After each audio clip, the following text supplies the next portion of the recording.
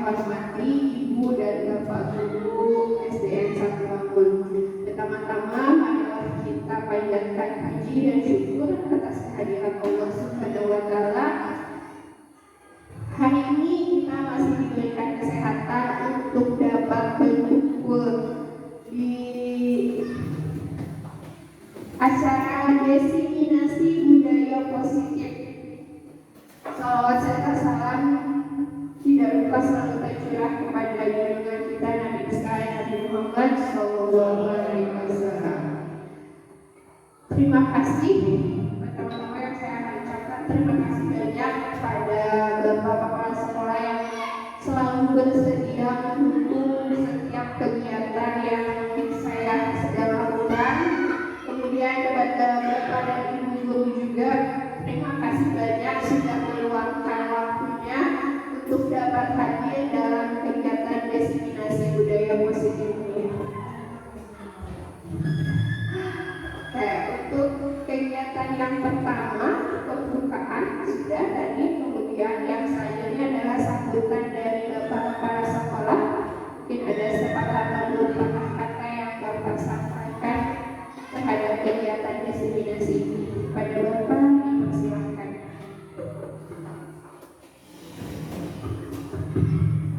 Bismillahirrahmanirrahim. Assalamualaikum warahmatullahi wabarakatuh.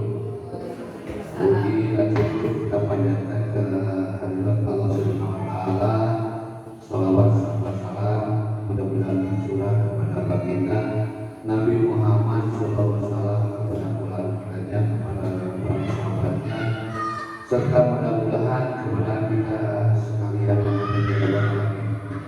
Bapak dan Ibu sekalian, terima kasih pada pagi ini kita bisa berkumpul bersama di ruangan ini. Mungkin yang kedua kalinya, yang mana pada kesempatan ini kita sama-sama mendukung program CGP yang akan dimaparkan oleh Bu Rini. Alhamdulillah pada saat awal sudah berjalan lancar, dan sekarang mengingat kepada fase yang kedua, yang mana mungkin pada kesempatan ini tidak ada BPH, hanya ada CGP-nya saja, dan mana mungkin hanya sebatas simulasi destinasi. Terima kasih kepada Ibu Rini yang telah mempersiapkan sekian macam, bermacam-macam, di antaranya yang kita lihat sebenarnya ini terlalu mewah ini. Bapak mungkin ibu-ibu bapak juga tidak berharap seperti ini, ya. Hari apa saya mah nuhun, ya, tapi sebenarnya tidak berharap seperti ini. Seala kadarnya aja, ya. Apakah nantinya ibu terlalu memberatkan atau gimana gitu ya. Bapak tidak mengharapkan seperti itu, tapi alhamdulillah sebagaimana yang kita lihat dan kita rasakan, bahkan kita sudah cicipi, mudah-mudahan ini pengorbanan Ibu Rini selama CGP mendapat balasan dari Allah Subhanahu wa Ta'ala. Amin ya rabbal alamin. Pada kesempatan ini kita melihat tadi di layar diseminasi budaya positif. Mungkin untuk CGP budaya positif ini udah luas mengenalnya daripada kita yang hubungannya dengan kurikulum 13 mungkin hanya sekarang mengenalnya budaya positif, karena yang dulu apalagi yang kurikulum 13 tidak ada istilah budaya positif. Alhamdulillah dengan adanya daripada CGP ini akan membuka hati kita, pikiran kita untuk lebih mengembangkan daripada pendidikan yang ada khususnya di Satuangul. Tadi diskriminasi budaya positif, mungkin untuk kita sekalian perlu kiranya ikut nanti memaparkan apa diskriminasi itu, budaya positif itu, ya silahkan paparnya seluas-luasnya, ya untuk apa? Untuk menambah wawasan Bapak Ibu guru termasuk saya di sini dalam kesempatan hari ini. Sekedar sambutan, sekali lagi mengucapkan terima kasih, alhamdulillah kepada guru ini. Mudah-mudahan perjalanan CKP ini berlanjut lancar dilancarkan oleh Allah Subhanahu wa taala. Amin. Rupanya sekian, terima kasih. Assalamualaikum warahmatullahi wabarakatuh. Waalaikumsalam warahmatullahi wabarakatuh. Terima kasih Bapak atas sambutannya. Selanjutnya di sini ada pemaparan terkait dengan latar belakang diskriminasi budaya positif ini. Yang pertama, budaya positif itu diperlukan sebagai pembiasaan untuk meminimalisir terjadinya krisis karakter baik itu di lingkungan sekolah. Kemudian yang kedua adalah menambah wawasan dan juga pemahaman serta penguatan kita sebagai elemen dari sekolah terkait dengan pengimplementasian dari budaya positif. Dan yang ketiga adalah penguatan terhadap karakter disiplin murid terkait dengan keyakinan kelas atau keyakinan sekolah. Selanjutnya, tujuan dari aksi nyata ini yang pertama yaitu terbentuknya karakter profil belajar Pancasila melalui budaya positif di lingkungan sekolah. Kemudian yang kedua, menambah pengetahuan warga sekolah tentang budaya positif. Bukan berarti di sini saya mengajarkan ya Bapak Ibu, tapi kita saling berbagi. Kemudian yang ketiga, membangun disiplin murid yang berasal dari motivasi intrinsik. Selanjutnya ada beberapa pembahasan yang cukup panjang terkait dengan disiplin positif ini, budaya positif ini, mulai dari disiplin positif, hubungan dan penghargaan, restitusi, keyakinan kelas, keutuhan dasar manusia, 5 posisi kontrol guru, kemudian terakhir adalah segitiga restitusi.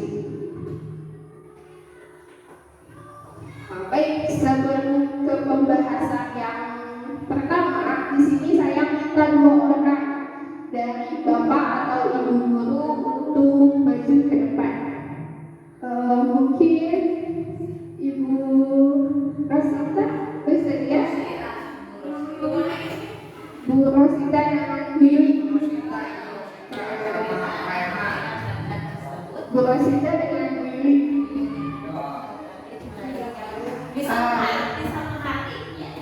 Ya, jadi di sini ada 2 orang. Di sini saya minta Ibu Yuli untuk menuliskan salah satu benda yang berharga untuk Ibu. Boleh apa saja Bu? Benda yang berharga untuk Ibu. Boleh apa saja? Boleh uang, handphone,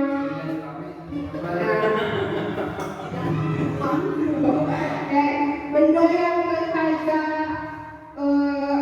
Bu Yuli adalah uang. Sekarang Ibu boleh menggenggam kertas tersebut. Sekarang Ibu Rosita mencoba untuk sekuat tenaga Ibu supaya Bu Yuli memberikan genggaman kertas ini kepada Ibu. Bagaimanapun caranya boleh.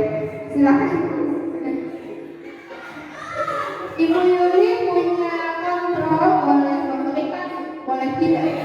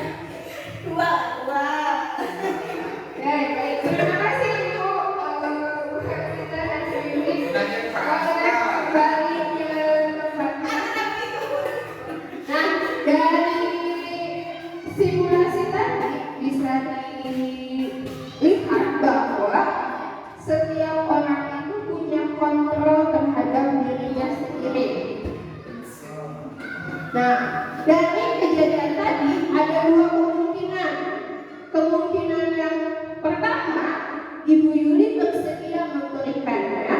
Dan kemungkinan yang kedua, tetap bertahan dengan genggamannya. Tadi yang dilakukan oleh Ibu Yuli apa? Bersedia atau tetap bertahan dengan genggamannya? Nah ya, berarti kemungkinan yang terjadi tadi adalah Bu Yuli tetap bertahan dengan genggamannya. Nah, dari tadi dapat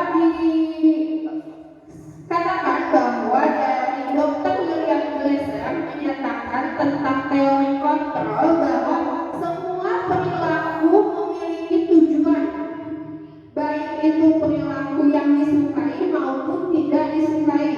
Jadi setiap perilaku yang kita lakukan itu pasti memiliki tujuan.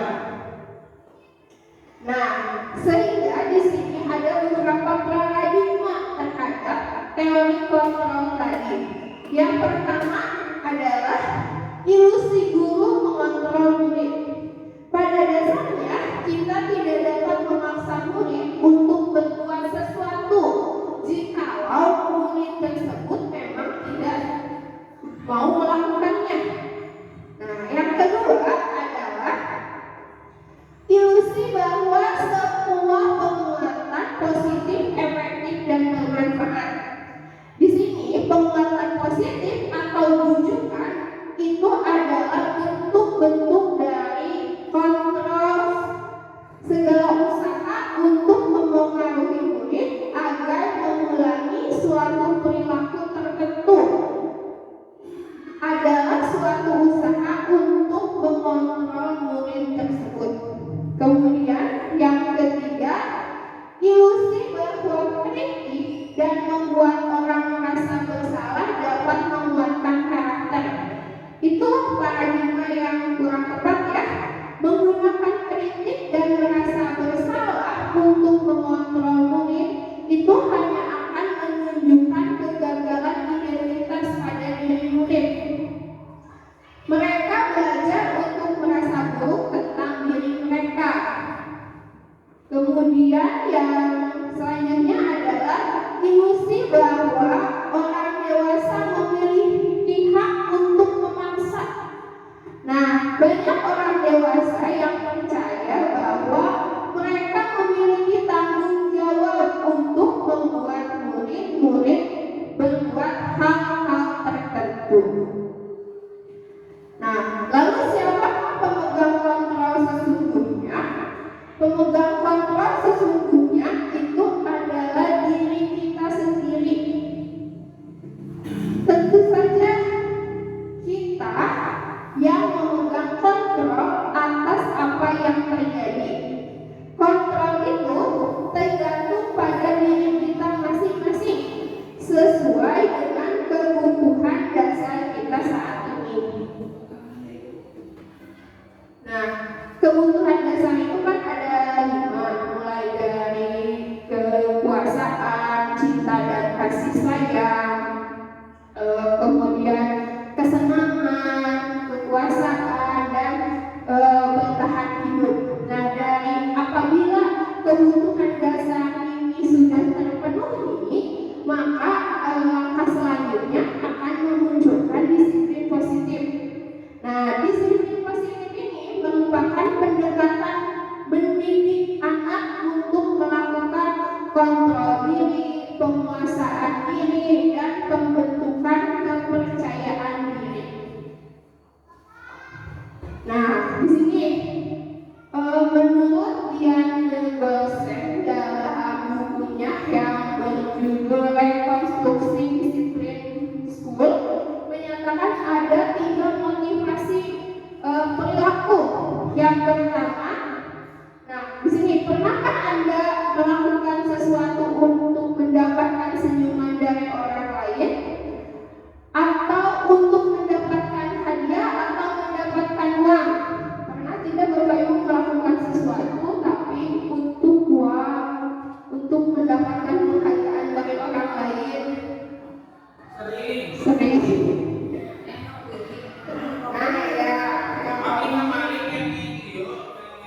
Alhamdulillah itu tapi jadi hadiahan. Oh. Ibu benteh. Betul itu panggilnya.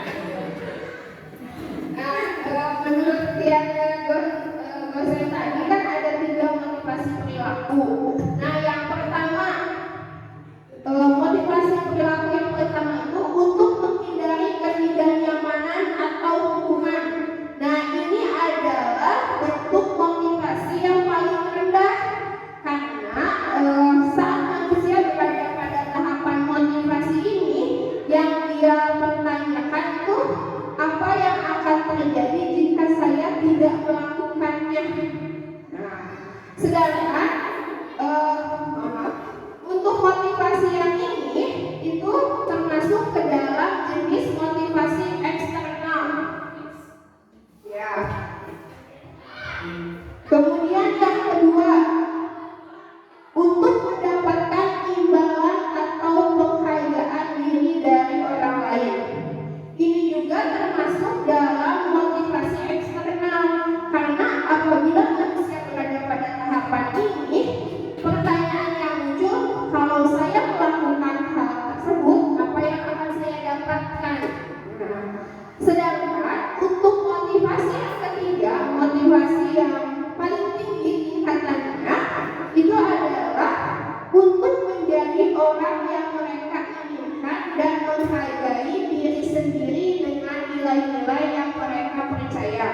Jadi motivasi pada tahapan ini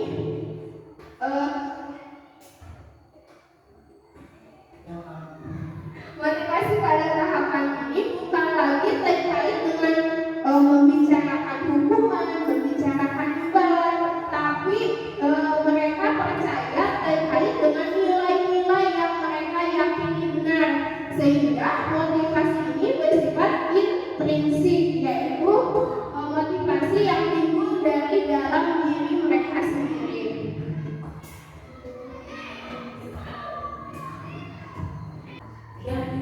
Oke, untuk yang selanjutnya adalah hukuman dan penghargaan. Terkait di sini hukuman dan penghargaan akan berurusan dengan peraturan. Nah, jika dalam sebuah sekolah atau instansi pasti memiliki aturan. Peraturan ini bisa saja terjadi pelanggaran di dalam peraturan tersebut. Jika terjadi pelanggaran, maka akan terjadi sesuatu. Hal tersebut akan menimbulkan 2 tindakan terhadap pelanggaran tersebut. Yang pertama adalah hukuman, dan yang kedua adalah konsekuensi. Nah, sekarang kita tentukan yang dilayani ini termasuk hukuman atau konsekuensi. Coba ya, Pak Asep, membersihkan coretan yang dibuat di meja tulis itu sebagai bentuk hukuman atau konsekuensi? Oke. Ibu Alia, murid diminta push up 15 kali karena tidak menggunakan masker. Itu termasuk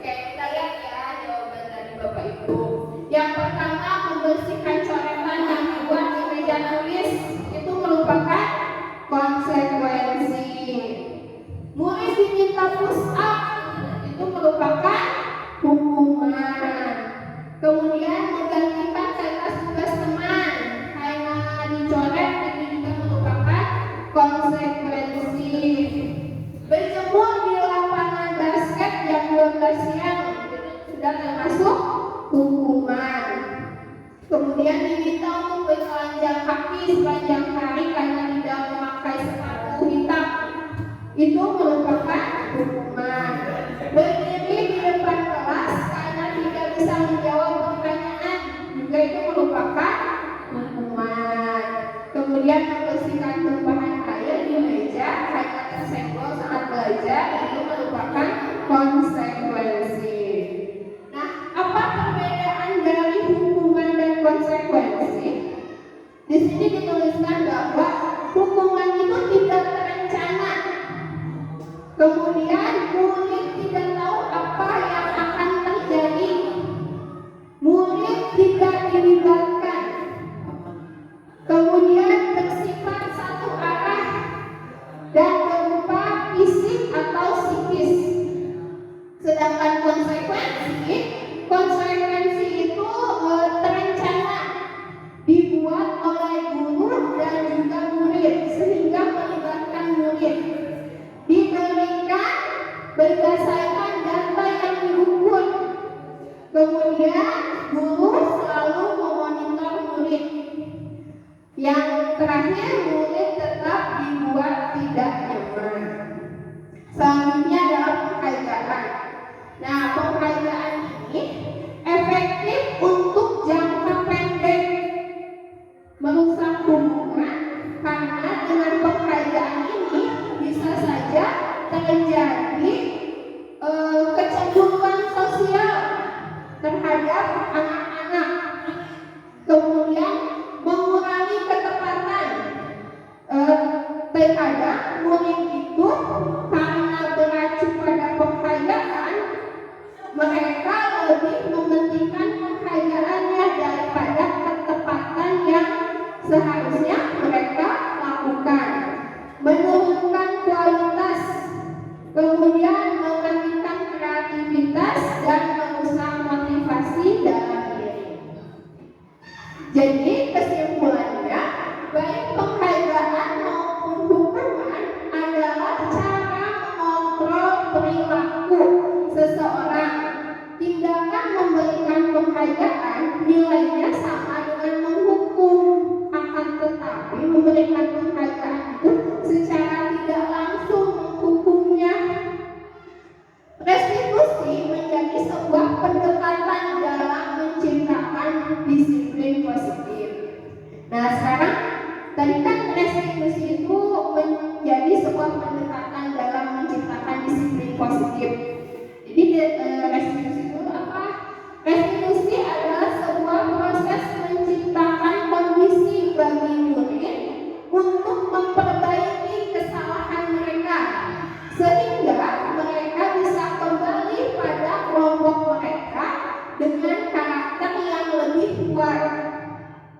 Kemudian ada juga yang berpendapat bahwa restitusi adalah proses kolaboratif yang mengajarkan murid untuk mencari solusi untuk masalah dan membantu murid berpikir tentang orang seperti apa yang mereka inginkan dan bagaimana mereka harus memperlakukan orang lain. Di sini ciri-ciri restitusi adalah yang pertama, restitusi itu adalah belajar dari kesalahan. Yang kedua, restitusi itu memperbaiki hubungan. Yang ketiga, restitusi itu bukan paksaan. Yang keempat, restitusi itu bersifat menuntun. Kemudian yang kelima, restitusi itu mencari kebutuhan dasar. Dan yang keenam, restitusi itu adalah restitusi diri. Yang ketujuh, restitusi itu menguatkan karakter. Dan yang kedelapan, restitusi itu adalah mencari solusi. Dan yang terakhir adalah restitusi itu mengembalikan murid pada kelompoknya.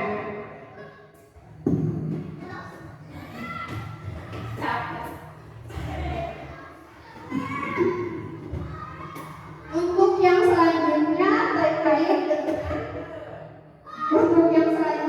terkait dengan keyakinan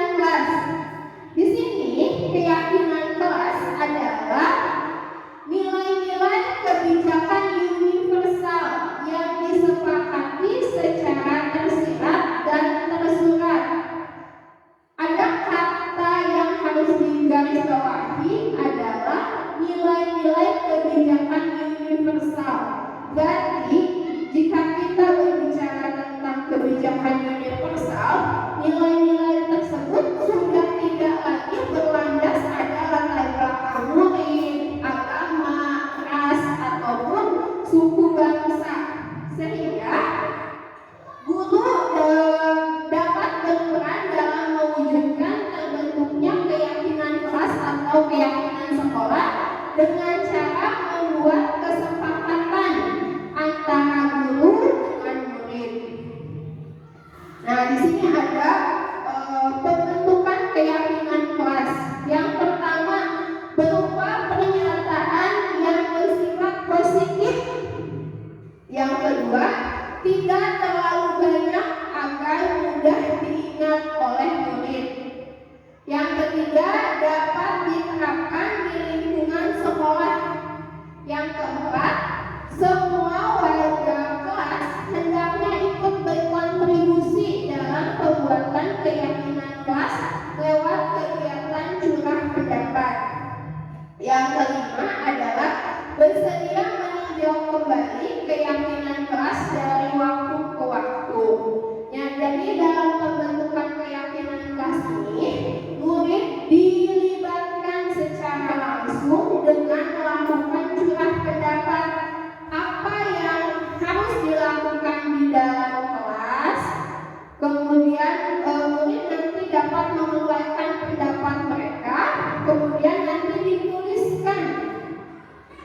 Kemudian nanti harus ada peninjauan kembali terkait dengan keyakinan kelas, karena bisa saja keyakinan kelas itu dari waktu ke waktu itu bisa berubah, sehingga harus ada peninjauan kembali. Selanjutnya di sini adalah prosedur pembentukan keyakinan kelas. Yang pertama, mempersilahkan warga atau murid-murid di sekolah untuk bercurah pendapat. Yang kedua, mencatat semua masukan murid atau warga sekolah.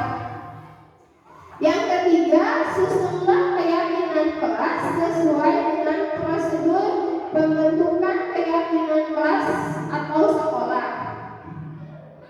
Gantilah kalimat-kalimat dalam bentuk negatif menjadi kalimat yang positif. Biasanya kan kalimat negatif itu jangan berlarian di kelas, jangan berlarian di koridor. Diusahakan untuk keyakinan kelas itu tidak memakai kata jangan. Jadi berjalanlah dengan tertib seperti itu. Kemudian yang keempat, tinjau kembali daftar curah pendapat. Yang kelima, proses persetujuan dan penandatanganan. Dan yang keenam adalah publikasi. Kenapa perlu dipublikasikan? Agar semua warga sekolah atau warga kelas dapat memahami dan mengingat keyakinan kelas yang sudah mereka sepakati di awal.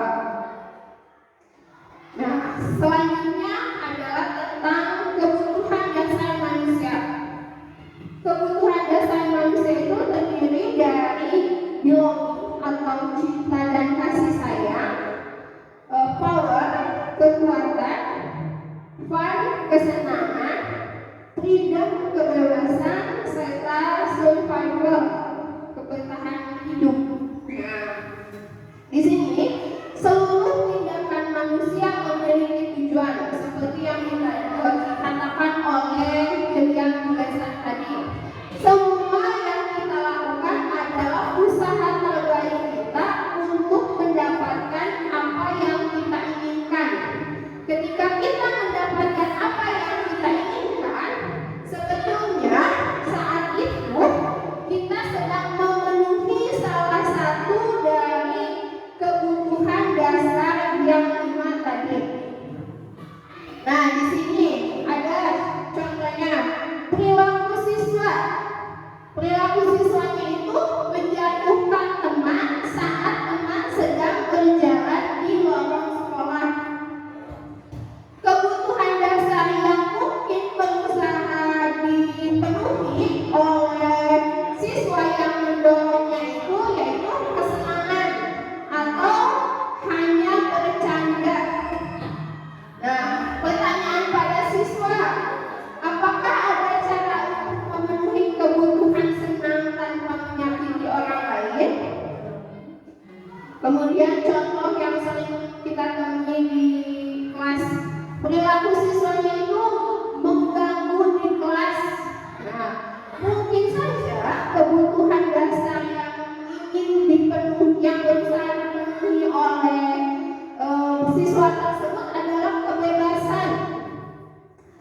bebaskan saya.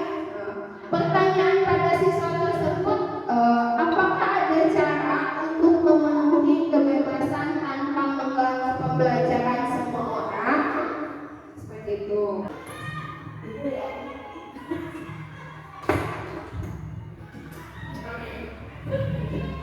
Oke, baik. Selanjutnya terkait dengan 5 posisi kontrol guru. Di sini 5 posisi kontrol guru itu terdiri dari teman, pembuat merasa bersalah, penghukum, pemantau, serta manajer. Nah, jadi ini adalah 5 posisi kontrol guru sebagai teman, pembuat merasa bersalah, penghukum, pemantau, atau manajer. Nah, yang pertama adalah penghukum. Pada posisi kontrol ini, penghukum bisa menggunakan hukuman fisik maupun verbal. Nah, kata-kata yang biasanya dikeluarkan oleh posisi kontrol sebagai penghukum di sini seperti patuhi aturan saya, kamu selalu saja salah. Nah, itu termasuk kalimat atau kata-kata yang dikeluarkan oleh penghukum. Kemudian yang kedua adalah pembuat merasa bersalah. Biasanya guru akan bersuara lebih lembut. Nah, ibu sangat kecewa sekali dengan kamu. Berapa kali bapak harus memberitahu kamu. Nah, itu merupakan contoh kalimat yang biasa dikeluarkan oleh posisi kontrol pembuat rasa bersalah, bersikap lembut tetapi membuat anak itu terkadang merasa dirinya itu menjadi terpojokkan. Yang ketiga adalah teman. Nah, guru pada posisi ini tidak menyakiti murid, namun akan tetap berupaya mengontrol murid melalui persuasi. Seperti ayo bantulah demi bapak ya. Nah, itu merupakan contoh posisi kontrol dari teman. Selanjutnya adalah pemantau, yaitu mengawasi. Posisi pemantau berdasarkan pada peraturan-peraturan dan konsekuensi. Jadi kalau pemantau ini lebih seperti pada peraturannya apa, sanksi atau konsekuensinya apa, seperti itu. Kemudian yang terakhir adalah manajer. Guru memposisikan dirinya bersama dengan murid, mempersilahkan murid mempertanggungjawabkan perilakunya, mendukung murid agar menemukan solusi atas permasalahannya. Biasanya seperti ini, apa yang kita yakini, apa rencana kamu untuk memperbaiki hal ini. Nah, menurut Bapak dan Ibu dari kelima posisi kontrol tadi, sebagai teman, sebagai pembuat rasa bersalah, sebagai penghukum, sebagai pemantau, dan sebagai manajer, mana yang lebih baik? Posisi kontrol mana? Betul sekali. Nah, betul sekali.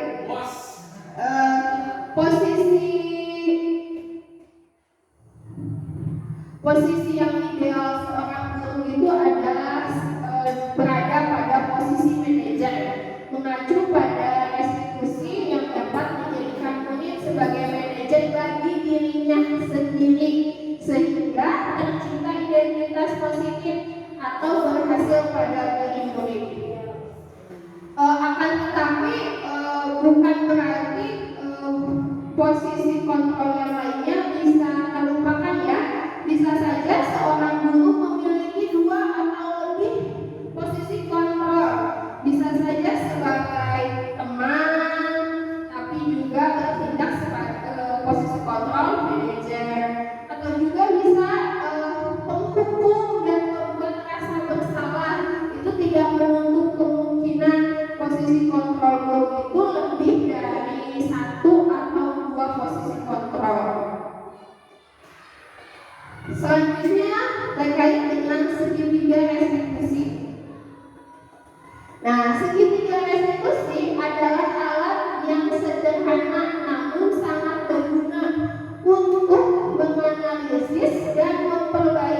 berbagai jenis proses termasuk dalam dunia pendidikan. Nah, dalam segitiga restitusi ini ada 3 bagian. Yang pertama, menstabilkan identitas. Yang kedua, validasi tindakan yang salah. Dan yang ketiga, menanyakan keyakinan. Yang pertama, menstabilkan identitas. Di sini guru biasanya membawa murid untuk berada pada keadaan tenang terlebih dahulu. Nah, kata-kata atau guru dapat berkata berbuat salah itu hal yang manusiawi. Disclaimer, kata-kata pada menstabilkan identitas ini disesuaikan dengan masalah yang dihadapi, karena ada beberapa masalah yang mulai dari masalah yang ringan, sedang, dan tingkatannya tinggi. Sebagaimana guru harus memilih kosakata yang tepat pada tahapan menstabilkan identitas ini. Jadi dilihat terlebih dahulu apakah masalahnya itu masalah yang sedang, ringan, atau berat. Karena biasanya di sini guru berkata berbuat salah itu hal yang manusiawi, tidak ada manusia yang sempurna. Bapak, ibu juga pernah berbuat salah. Kita pasti bisa menyelesaikan permasalahan ini. Bapak atau ibu tidak tertarik untuk mencari tahu siapa yang benar atau siapa yang salah. Bapak atau ibu lebih tertarik untuk menyelesaikan masalahnya. Kemudian, kalau kamu menyalahkan dirimu sendiri terus-menerus, apakah kamu bersikap baik pada dirimu sendiri? Nah, itu merupakan tahapan dari menstabilkan identitas. Yang kedua adalah validasi tindakan. Nah, di sini guru bisa berkata, kamu bisa saja melakukan hal yang lebih buruk, tetapi kamu tidak melakukannya. Kamu pasti punya alasan mengapa melakukannya. Sehingga di sini ada validasi terhadap tindakan dari yang dilakukan oleh murid itu. Murid bisa menjelaskan mengapa mereka melakukan kesalahan tersebut. Ada alasannya. Nah, pada tahap validasi tindakan inilah alasan-alasan yang diberikan murid harus dicerna terlebih dahulu oleh seorang guru. Apakah penting bagi kamu? Kamu boleh tetap berusaha menjaga sikap itu, tapi tambahkan sikap yang lain yang baru. Maukah kamu belajar cara lain untuk mendapatkan yang kamu butuhkan tanpa harus memukul? Apakah kamu bisa melakukannya dengan baik besok lagi? Nah, itu merupakan contoh-contoh kalimat validasi dari tindakan.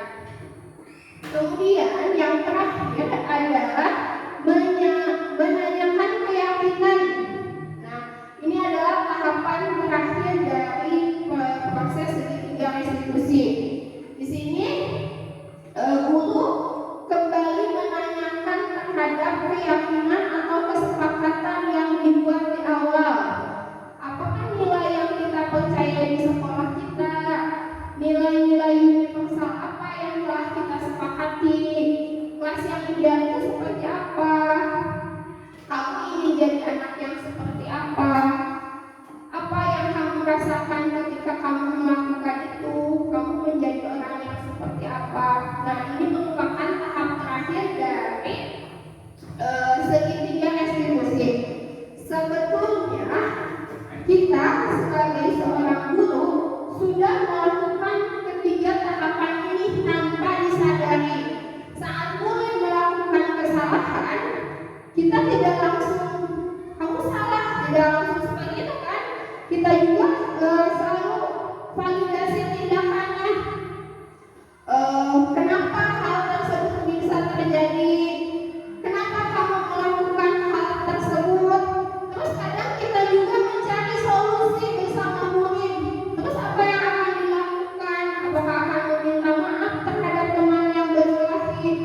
sebetulnya secara tidak langsung kita juga sudah melakukan tahapan segitiga restitusi itu, akan tetapi kita belum melakukannya secara utuh. Jadi kalau istilahnya mah kita sudah melakukan segitiga restitusi ini, tapi belum, oh ini ternyata validasi tindakan, oh ini ternyata meyakinkan kelas, belum secara seperti itu. Tapi secara di lapangan saat kita menemui perilaku murid yang bermasalah, kita ini sudah menerapkan segitiga restitusi. Nah, jadi Bapak dan Ibu semuanya dapat diambil sebuah kesimpulan dari budaya positif di sini. Budaya positif akan menimbulkan rasa aman dan nyaman pada murid dalam proses pembelajaran. Budaya positif juga mampu mendorong murid untuk mampu berpikir, bertindak, dan menciptakan sebagai proses memerdekakan dirinya, sehingga murid menjadi lebih mandiri serta bertanggung jawab. Hal-hal tersebut merupakan kontrol dirinya sendiri. Jadi motivasi murid untuk mampu berpikir, bertindak, dan menciptakan sebagai proses memerdekakan dirinya itu, motivasinya berasal dari diri mereka sendiri. Sehingga karena apabila motivasi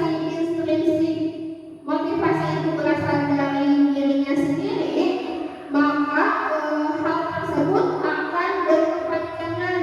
Berbeda dengan apabila motivasi tersebut datangnya dari orang lain. Bisa saja murid berperilaku baik, akan tetapi hanya dalam waktu yang sedikit. Sebaliknya, yang kedua adalah umpan balik.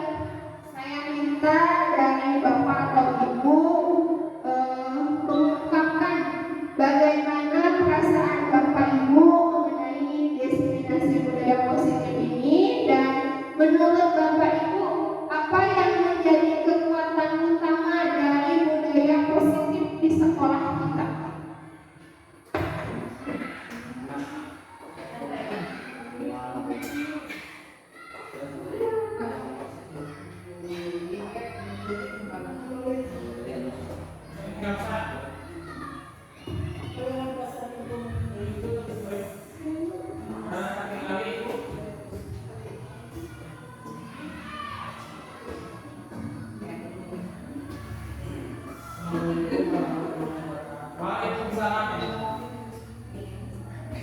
Assalamualaikum warahmatullahi wabarakatuh. Saya mau menyampaikan umpan balik terkait bagaimana perasaan Bapak Ibu mengenai diseminasi budaya positif. Perasaannya mungkin kita jadi bertambah ilmu ya Bu, dengan adanya Ibu mengadakan diseminasi positif itu mengenai keyakinan kelas, mengenai disiplin positif, segitiga restitusi, dan juga posisi kontrol. Lalu menurut Bapak Ibu apa yang menjadi kekuatan utama dari budaya positif di sekolah kita? Mungkin kekuatan utama untuk mengembangkan budaya positif di sekolah itu adalah kolaborasi antara orang tua, juga murid, dan juga warga sekolah, termasuk Bapak Ibu guru dan juga kepala sekolah. Karena dengan adanya kolaborasi kita bisa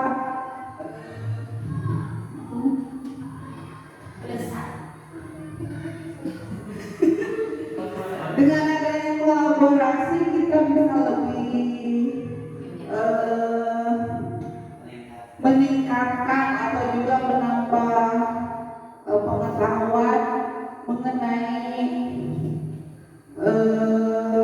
tadi materi yang dikasih ibu ini restitusi, posisi kontrol, dan juga kekuatan utamanya itu mungkin harus ada kesadaran dari diri kita masing-masing ya Bu Rin, mengenai budaya positif tersebut. Mungkin itu saja, barangkali ada dari Bapak Ibu yang lain. Cukup. Wassalamualaikum warahmatullahi wabarakatuh. Waalaikumsalam warahmatullahi wabarakatuh. Tepuk tangan untuk Ibu Yuli.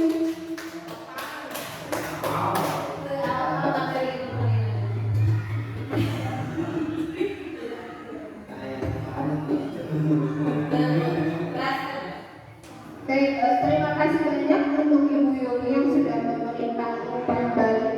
Betul sekali ya. Nilai keutamaan yang ada di sekolah kita itu yaitu kolaboratif, karena bagaimanapun ketika budaya positif ini akan diimplementasikan di sekolah, apabila tidak ada kolaborasi dari pimpinan, dari guru, dari staf ataupun dari murid, bahkan dari orang tua murid, itu akan terasa sangat berat.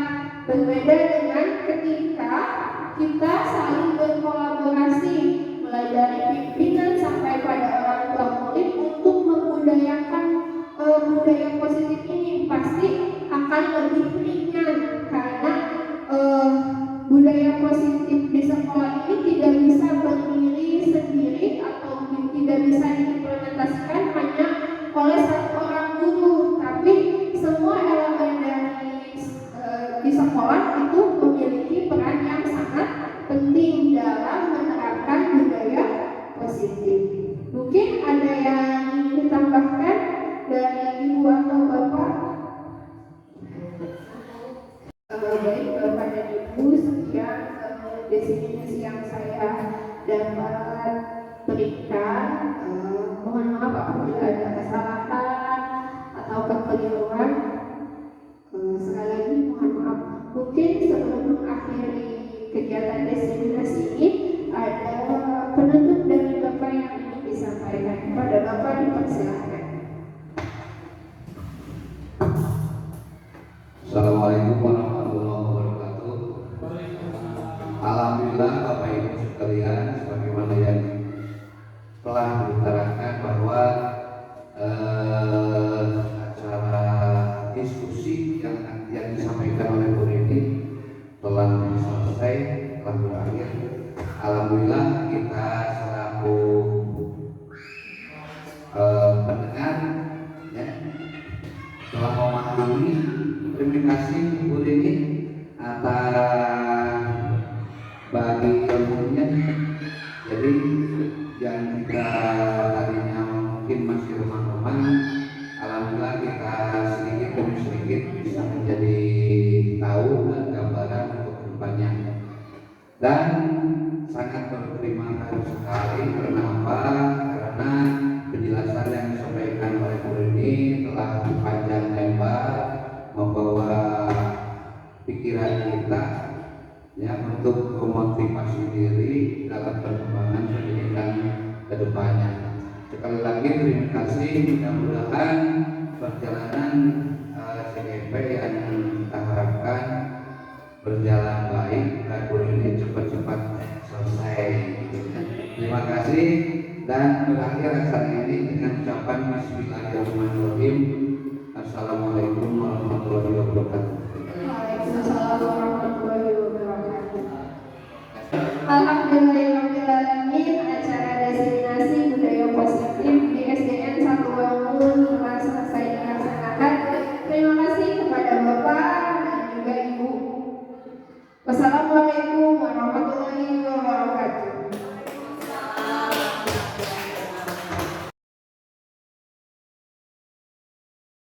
Jadi seperti itu ya anak-anak. Ya. Silakan masuk.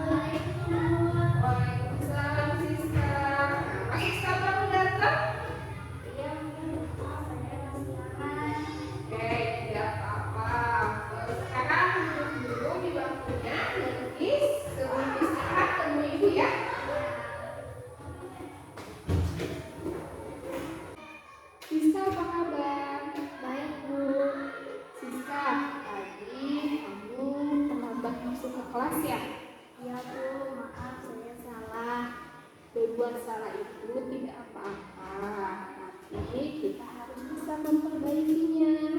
Siska, kenapa bisa kamu datang terlambat? Saya bangun kesiangan, Bu. Jadi kamu bangun kesiangan ya. Kenapa bisa kamu bangunnya kesiangan, Siska? Karena saya tidak ada yang membangunkan. Jadi karena tidak ada yang membangunkan, kamu terlambat bangun dan akhirnya terlambat datang ke sekolah. Ayah dan ibu ada di rumah. Sudah pergi ke kebun. Datang terlambat itu sesuai tidak dengan keyakinan kelas yang kita sepakati? Tidak, Bu. Terus kalau keyakinan kelas yang kita sudah sepakati itu seperti apa? Disiplin dan tepat waktu, Bu. Nah, itu Siska sudah tahu ya. Supaya Siska bisa melaksanakan keyakinan kelas dengan datang tepat waktu, berarti Siska harus seperti apa? Tidak tidur larut malam atau malam bisa dibangunkan lebih awal. Ih, bagus sekali. Siap dilaksanakan? Ya, Selamat pagi Nagita. pagi. Apa kabar? Baik. Nagita, tadi ibu lihat saat sedang belajar Nagita makan sesuatu ya? Iya, Bu. Maaf. Kalau boleh tahu, Nagita tadi makan apa? Roti. Ibu yakin Nagita anak yang baik, berbuat salah itu tidak apa-apa. Nagita pasti bisa memperbaikinya ya. Ibu boleh tahu nggak kenapa Nagita makan di kelas tadi? Soalnya tadi aku di rumah sempat sarapan.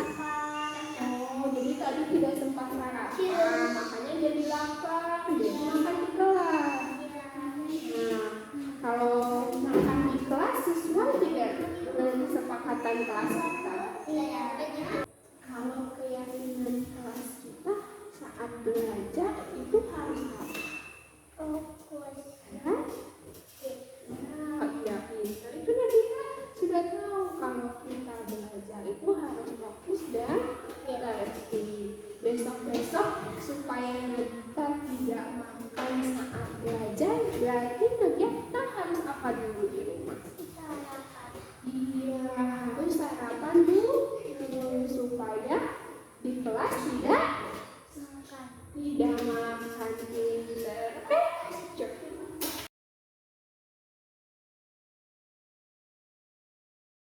Selamat pagi anak-anak. Coba ibu mau dengar tepuk semangat. Wah,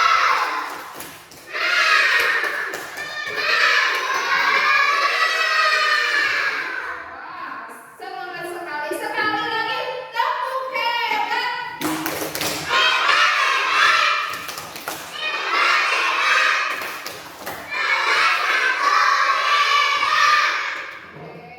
Oke, hari ini kita akan membuat keyakinan kelas. Keyakinan kelas itu apa? Yang tahu? Ya. Oke, nggak apa-apa. Keyakinan kelas itu sikap yang harus kita lakukan saat kita sedang berada di sekolah ataupun di kelas. Oke? Sekarang coba ibu mau tanya, kalian harus bersikap bagaimana ketika sedang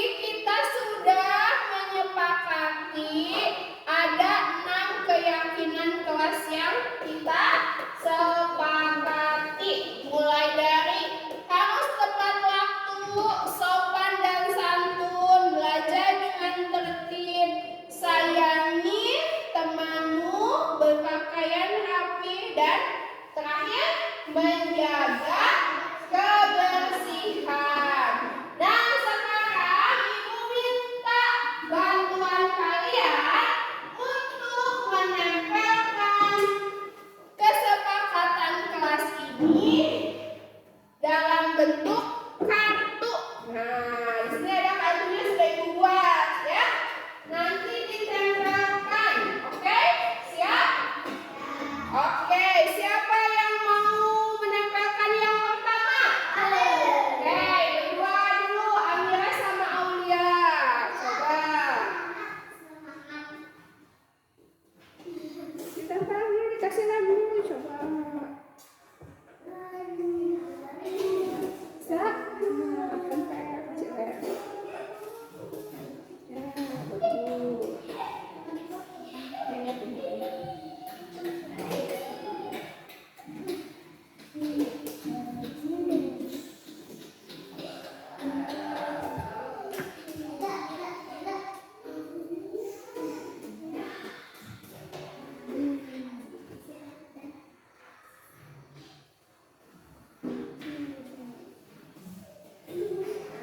Oke, sudah cukup. Oke, sekarang tempelkan coba berdua. Amira pegang sebelah sini. Nah, tempelkan di mana? Mau ditempelkannya? Coba.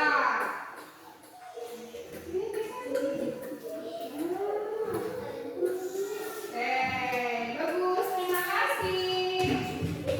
Sekarang yang kedua. Oke, selamat dulu sama Sania. Sebelah sini. Yang kedua tadi apa? Yang kedua apa? Sopan dan santun. Mana sopan dan santun? Nih. Oke, coba kasih lem dulu.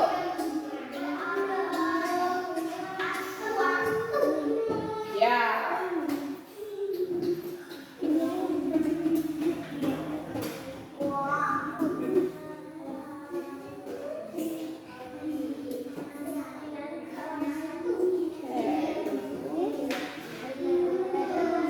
Oke, pegang. Kalau kalian berdua, pinggir-pinggir kan? Berdua. Nah, oke, tempelkan di mana? Mana? Nah.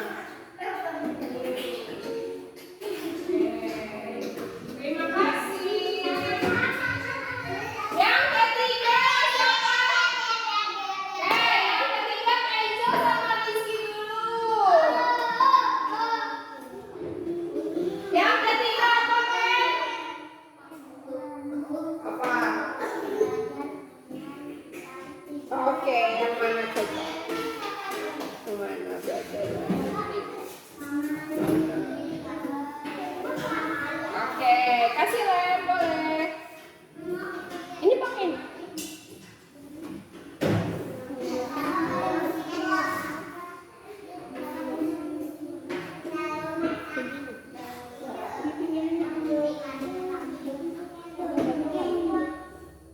Api.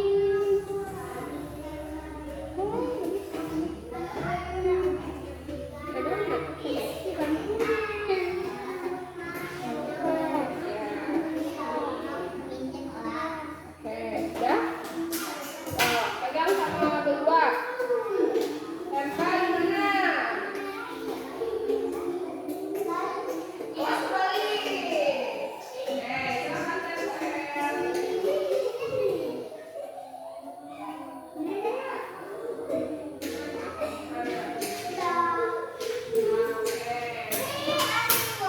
Ya, terima kasih juga.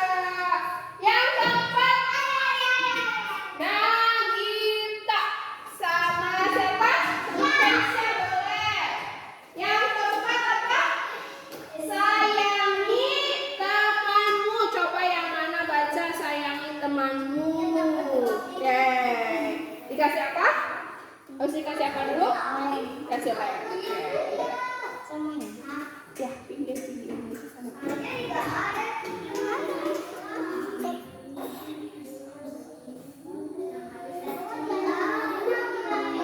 Lalu pakai mana? Ini.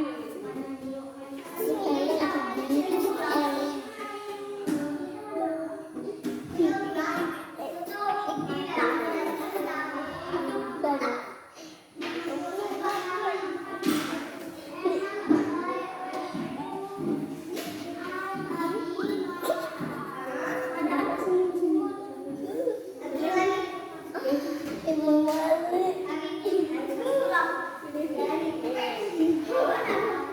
Oke, sekarang Jennifer.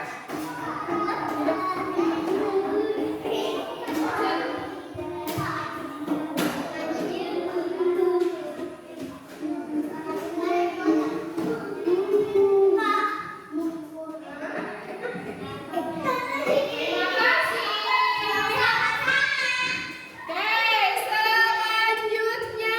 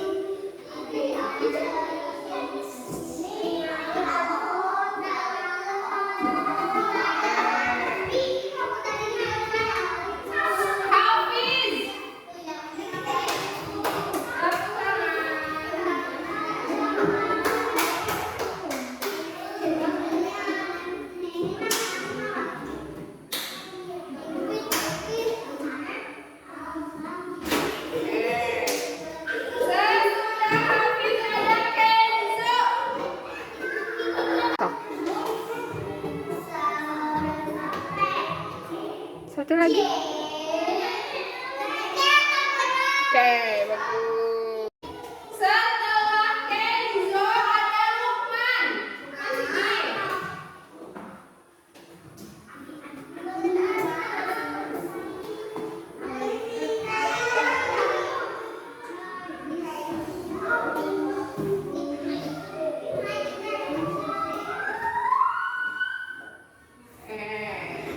Setelah Lukman ada Nagita.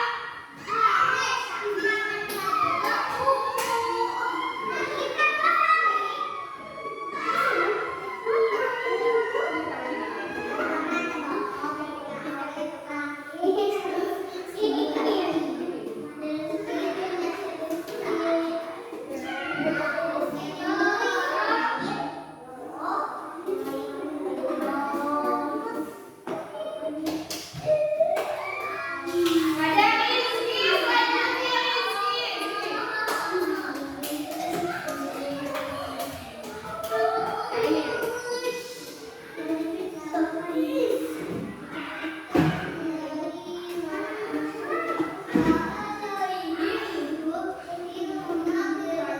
Iki.